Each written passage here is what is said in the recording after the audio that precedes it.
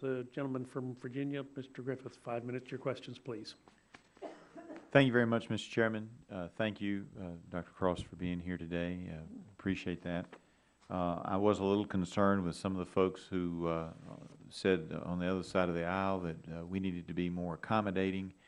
I was pleased that the acting chairman went through the list of things that we did to accommodate the FDA.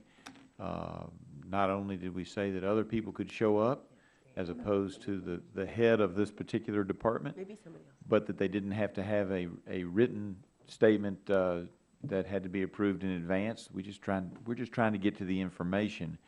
And, you know, I had to make the comment to the acting chair that when I ran for election, I thought I was being elected to the United States Congress, not to a discussion committee to accommodate every whim of bureaucracy. And so I am a little disturbed that the FDA didn't bother to send somebody here to testify today, particularly in light of the fact the accommodations that were made to say, okay, you don't have to have the written statement. You can send somebody who's, you know, a deputy.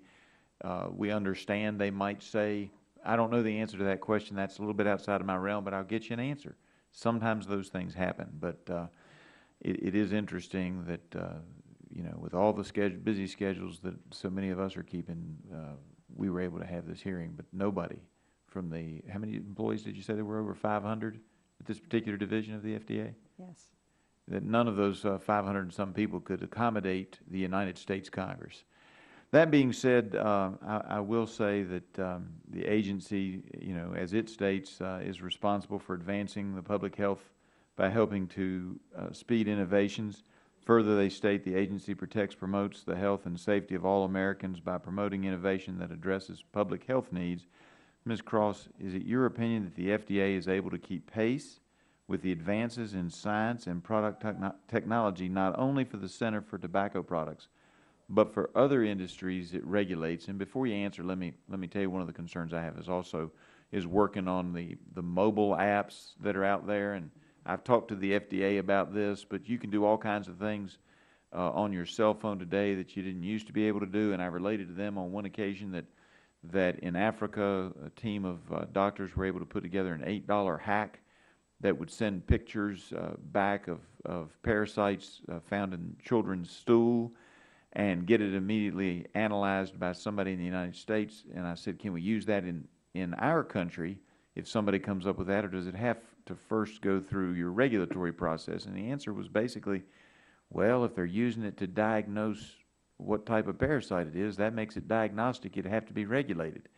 Sometimes it seems they're just not, my opinion, they're just not able to keep up. If you could answer that question both in regard to the Center for Tobacco Products and in other areas from your observation to the best of your ability. Well, I can't speak directly to the mobile apps, but we have previously examined activities at FDA and raised some concerns, certainly in the Center for Devices, about their ability to have staff with all of the technical expertise for the rapidly changing technologies and for the software that's included in medical devices, for example. That has been a concern that we've identified in the past and that FDA has acknowledged as a challenge for them. I appreciate that.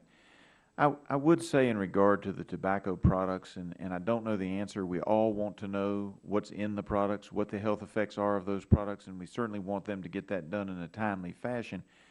I will say that you know, when I was in the 4th grade growing up in Virginia, they used to teach us the history that one of the first times that somebody was smoking a cigar walking down the streets of London, somebody ran into a local store where they all kept water buckets in case a fire broke out and threw water on the man because he was on fire. He had smoke coming out of his mouth. So it would seem to me that if we could get to some more of these smokeless products, it would probably help folks. That's the gut reaction. I'd like to see the science on it. Do you think that they're going to be able to get us some more of that and reduce this backlog dramatically in the next couple of years? Well, with regard to smokeless products, I think that depends upon the applications that are submitted to them. That's dependent upon the industry. Some of those products are currently not deemed to be subject to FDA regulation. And so products of those types can enter the market right now.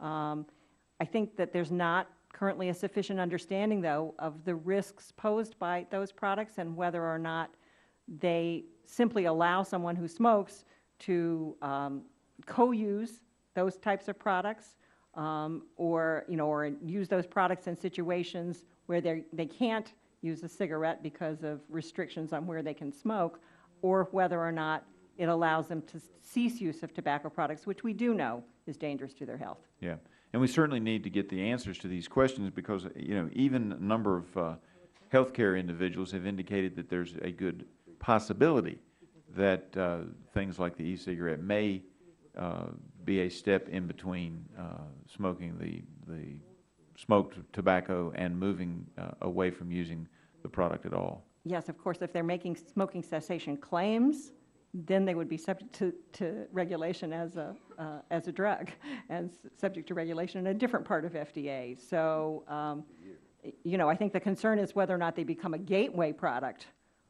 to allow young people to then begin smoking cigarettes. And I think the science is just not there yet to know. Yes, ma'am. I appreciate that, and I hope that the center will get to work and get it done. Thank you so much, and I yield back. The gentleman's time has expired. The chair now recognizes